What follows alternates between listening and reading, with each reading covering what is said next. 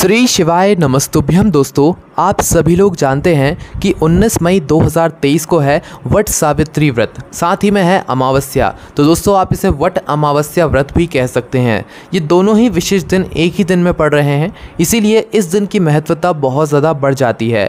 तो दोस्तों, आज की इस वीडियो में हम आप लोगों को इस अमावस्या या इस वट अमावस्या व्रत या इस वट सावित्री व्रत के कुछ नए और कुछ विशेष उपाय बताएंगे, जिन उपायों को करने के बाद आपके जीवन में आ रही दुख और समस्याएं तो दूर होंगी ही, साथ ही में अगर आपकी कोई विशेष मनोकामना है तो वह भी पूर्ण होगी।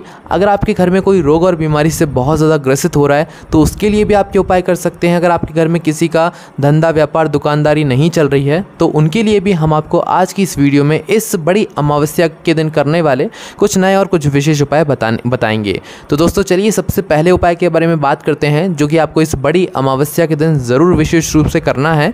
तो दोस्तों, इस उपाय को आपको तब करना है जब आपके सारे रास्ते बंद हो गए हों, आपको कुछ समझ ना आ रहा हो, आप बहुत ज़्यादा दुखी हों, परेशान हो, आपको कुछ रास्ता समझ ना आ रहा हो, तो उस स्थान पर दोस्तों मात्र आपको एक दीपक तैयार करना है, जो कि लंबी बाती का दीपक तैयार करना है। ये भगवान शिव जी के लिए आपको दीपक तैयार करना है और माता पार्वती जी के लिए एक लंबी बाती का घी का दीपक तैयार करके भगवान शिव जी के मंदिर पहुँचना है। और अमावस्या के दिन ही प्रातःकाल सुबह सुबह आप लोग भगवान शिव जी के मंदिर पहुँच इस दीपक को भगवान शिव जी के मंदिर में लगाकर आ जाइए। 2 मिनट श्री शिवाय नमस्तुभ्यम का जाप कीजिए, धूप लगाइए, अपने घर वापस आ जाइए। इस उपाय को आप सुबह भी कर सकते हैं, शाम के समय में भी कर सकते हैं। भगवान शिव जी को गोल बाती का दीपक लगता है, पर इस उपाय को करने के लिए लंबी बाती का दीपक भगवान शिव जी को लगता है। अब दोस्तों, इसके बाद में अगर आपके कोई बहुत ही विशेष कार्य है, बहुत ही ज़्यादा विशेष कार्य है और आप बहुत ज़्यादा उस कार्य के लिए परेशान हो चुके हैं, तो दोस्तों उस स्थान पर आप लोगों को उसी एक दीपक के अंदर 2 लंबी बाती रखनी है। कितनी? 2 लंबी बाती रखनी है और उन 2 लंबी बाती को आपको शिव और शक्ति के नाम से रखना है। ठीक है, शिव और शक्ति, मतलब एक शिव जी के लिए और एक माता पार्वती जी के लिए। तो शिव और शक्ति के नाम से 2 लंबी बाती एक ही दीपक के अंदर रखिए, शुद्ध देसी गाय का घी डालिए और इस दीपक को लेकर पहुंच जाइए भगवान शिव जी के मंदिर में। सुबह भी जा सकते हो अमावस्या के दिन, शाम के समय में भी जा सकते हो।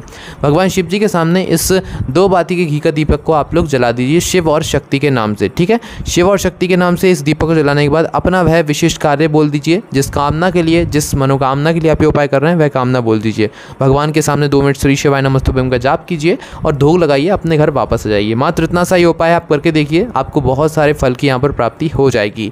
चलिए दोस्तों, अब हम बात करते हैं अगले विशेष उपाय के बारे में, जो कि आपको इस अमावस्या के दिन ज़रूर करना है। तो दोस्तों, जो व्यक्ति अमावस्या के दिन यह उपाय कर लेता है उसके जीवन में आने वाली सारी दुख और समस्याएं दूर हो जाती हैं। अगर आपको लगता है कि आपके स्वप्न में बहुत उल्टे सीधे सपने आते हैं तो दोस्तों आपको ये उपाय ज़रूर करना चाहिए।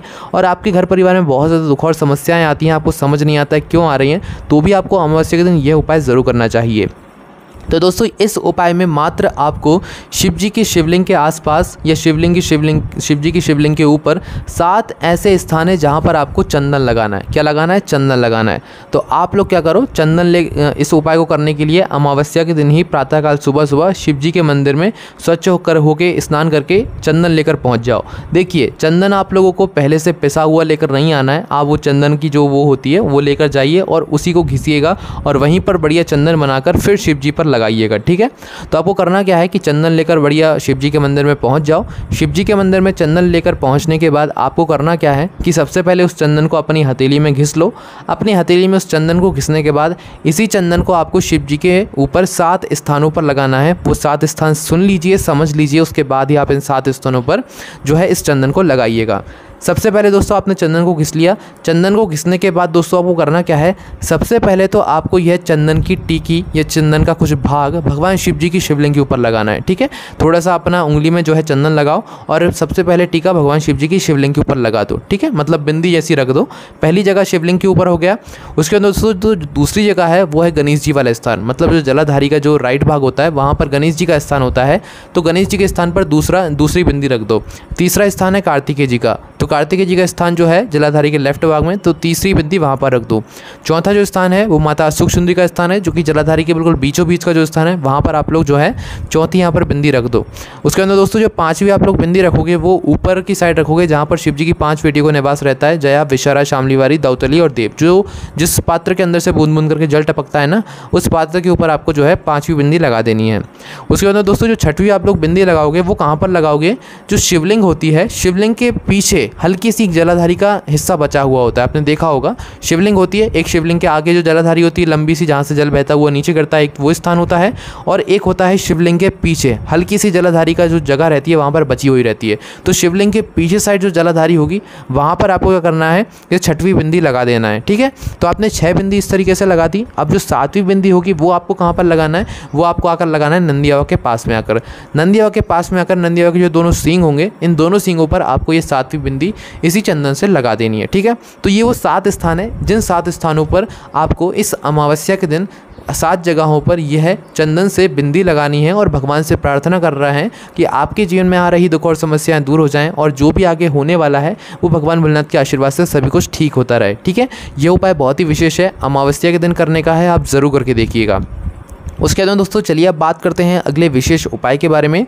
दोस्तों अगर आपके घर में कोई बहुत ज़्यादा रोग और बीमारी से ग्रसित हो रहा है या आपकी भी बहुत ज़्यादा तबीयत ख़राब रहती है, कोई बहुत ज़्यादा दवाइयों के मतलब सहारे जी रहा है, वो दवाइयों के बिना रह ही नहीं पाता है, तो अगर आपके घर परिवार में किसी को ऐसी समस्या हो रही है तो उस स्थान पर दोस्तों आपको इस दिन शमी पत्र, मात्र एक शमी पत्र, ऐसा नहीं 2-3 शमी पत्र, मात्र एक शमी पत्र आपको भगवान शिव जी पर ज़रूर समर्पित करना चाहिए। या वह व्यक्ति जिसको रोग और बीमारी हो रही है वह व्यक्ति खुद अगर भगवान शिव जी के मंदिर जाकर एक शमी पत्र भगवान शिव जी को समर्पित कर सकता है तो वो खुद करे, और जब वह शमी पत्र समर्पित करे तो अवधूतेश्वर महादेव के नाम का जाप करते हुए आप जो है वो शमी पत्र समर्पित कर दें। ठीक है, और दोस्तों अगर ज़्यादा रोग और बीमारी है और आपको ऐसा लग रहा है कि आगे बहुत गंभीर रोग और बीमारी आ सकती है तो दोस्तों उस स्थान पर आपको 2 शमी पत्र लेकर जाने, कितने, 2 शमी पत्र लेकर जाने। ठीक है, 2 शमी पत्र लेकर जाइए और भगवान शिव जी के मंदिर पहुंचिए इसी अमावस्या के दिन, इसी वट सावित्री व्रत के दिन। आपको क्या करना है, सबसे पहले तो एक शमी पत्र भगवान शिव जी की शिवलिंग के ऊपर आपको समर्पित करना है। उसके बाद में दोस्तों जो दूसरा आप लोग शमी पत्र मतलब समर्पित करोगे वो कहाँ पर करोगे, जो जलाधारी होती है, जलाधारी के जो आखिरी भाग होता है वहाँ पर, मतलब शिव जी पर आपने जल चढ़ाया, जल चढ़ाने के बाद जो जल बहता हुआ नीचे गिरता है, वो जहाँ से जल नीचे गिरता है वो आखिरी भाग पर आपको दूसरा शमी पत्र अवधूतेश्वर महादेव के नाम से समर्पित करना है। अगर ज़्यादा रोग और बीमारी है तो उस स्थान पर ये 2 जगहों पर 2 शमी पत्र अवधूतेश्वर महादेव के नाम से आपको समर्पित करना है। धीरे धीरे करके वह रोग और बीमारी ठीक हो जाएगी, आगे आने वाली दिक्कत समस्या भी नहीं आएंगी, वो दूर हो जाएंगी। ठीक है, उसके बाद में दोस्तों चलिए अब बात करते हैं अगले विशेष उपाय के बारे में। तो दोस्तों अगर आपके घर में आपका व्यापार है, आपकी दुकानदारी है या आपका बिजनेस है जो कि बिल्कुल सही नहीं चल रहा है, आपको घाटा ही घाटा हो रहा है, तो उस स्थान पर दोस्तों इसी अमावस्या के दिन आपको क्या करना है, शुद्ध देसी गाय का घी लाना है। देखिए मिलावट वाला कोई भी घी आप लोग लाएंगे तो उपाय कभी काम नहीं करेगा, इसलिए शुद्ध देसी गाय का घी भले ही आप घर पर बनाओ, पर भले ही थोड़ा सा ही घी क्यों ना हो, पर आप शुद्ध चीज़ उपाय में उपयोग करो, तभी उपाय अच्छे से काम करता है। तो आपको करना क्या है, शुद्ध देसी गाय का घी लाना है। उस शुद्ध देसी गाय के घी को आपको लेकर भगवान शिव जी के मंदिर जाना है।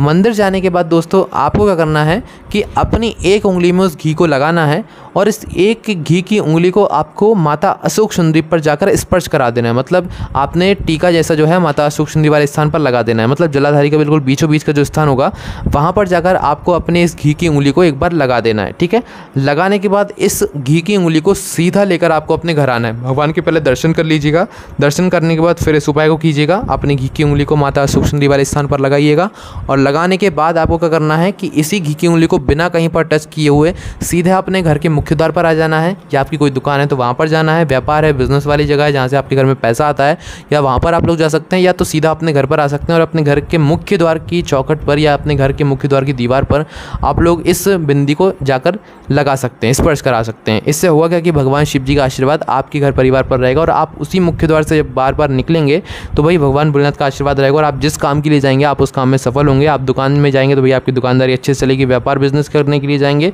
तो वो भी सब कुछ सही हो जाएगा। ठीक है, इस बिंदी को, इस उंगली का स्पर्श आप लोग अपने दुकान में, अपने व्यापार वाली जगह पर भी कर सकते हैं। ठीक है, जिससे आपका व्यापार, दुकानदारी सब कुछ सही चलना शुरू हो जाएगा और आपको घाटा नहीं होगा, है ना।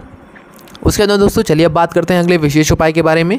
दोस्तों अगर आपके घर में किसी को भारी रोग है और वो अस्पताल में पड़ा हुआ है और आपके घर में ऐसे रोग आते ही रहते हैं, गोली दवाइयों पर जीवन चल रहा है, तो उस स्थान पर दोस्तों आपको रात्रि में 9:15 पर यह उपाय अमावस्या के दिन करना चाहिए।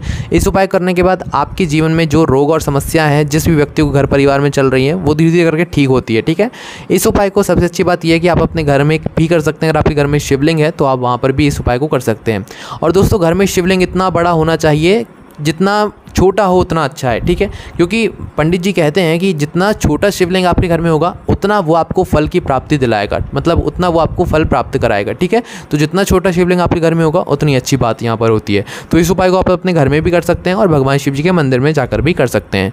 इस उपाय में आपको एक कलश लेना है, उस कलश के अंदर जल भरना है और उस जल के अंदर आपको डालना है आंवले का टुकड़ा, मतलब उस आंवले का जल बनाना है उस जल को आपको, ठीक है। आंवले का जल कैसे बनाओगे, पहले तो एक कलश के अंदर जल भर लो, जल के अंदर आप कुछ आंवले के टुकड़े डाल लो। आंवला ना मिले तो भाई आंवले का पेड़ की जो पत्तियां होती हैं वो ले लो, या सूखा आंवला होगा तो वो डाल लो, कुछ भी करो, पर आंवले का आपको इस तरीके से जल बनाना है। आंवले का जल बनाने के बाद दोस्तों आपको करना क्या है कि इस जल को लेकर रात्रि को 9:15 पर या तो किसी के शिव मंदिर में जाना है या तो आप अपने घर में जो शिवलिंग है वहाँ पर जाना है, ठीक है। अब करना क्या है कि इस जल को आपको अपने घर के शिवलिंग पर या तो भगवान शिव जी के मंदिर में जाकर इस जल को जो है उस व्यक्ति के नाम का स्मरण करते हुए रात्रि को 9:15 पर जो है इस जल को भगवान शिव जी पर चढ़ा देना है, ठीक है। चढ़ाने के बाद दोस्तों भगवान से प्रार्थना करना है कि जो भी आपके घर में रोग और बीमारियां ने घेर कर रखा हुआ है वो बहुत जल्द ठीक हो जाए, ठीक है। ऐसे भगवान से आपको प्रार्थना करनी है। चलिए दोस्तों, अब हम बात करते हैं अगले विशेष उपाय के बारे में।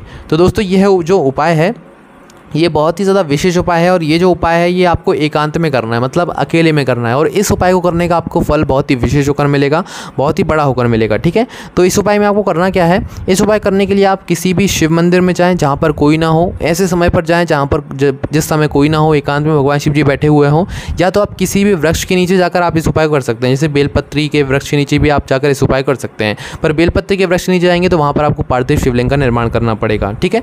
तो कहीं पर भी जाइए और इस उपाय को करिए। इस उपाय करने के लिए आपको एक बेलपत्री की आवश्यकता होगी, एक चावल के दाने की, एक सफ़ेद पुष्प की, एक दूर्वा जिसके अंदर 2 छड़ियाँ हों, ठीक है। एक दूर्वा तोड़िएगा जिसके अंदर 2 छड़ियाँ हों, ठीक है, मतलब 2 जो पत्तियाँ होती हैं ना वो हों, ऐसी दूर्वा लीजिएगा। और आपको करना है कि इस पार्थिव शिवलिंग का निर्माण किसी भी वृक्ष के नीचे करना है। अगर आप किसी पार्थिव शिवलिंग का निर्माण कर रहे हैं किसी भी वृक्ष के नीचे, वहाँ पर ये उपाय कर रहे हैं तो, और भगवान शिव जी के मंदिर में कर रहे हैं तो कोई दिक्कत नहीं है, ठीक है।